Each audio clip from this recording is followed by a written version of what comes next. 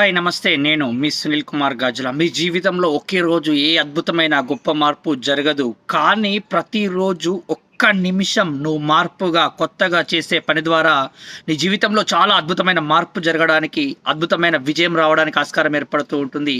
1 minute for 11 days, 21 days or 41 days, 41 రోజులు ఒక్కొక్క నిమిషమే ఏదైనా ఒక కొత్తగా చేసే ప్రయత్నం చేయి. అద్భుతంగా ఎదగడానికి ఆస్కారం ఏర్పడుతుంది. ఆలోచించు మిత్రమా ఒక్కసారి. నీకు తెలుసు ఏం చేయాలో, ఏం చేయకూడదో.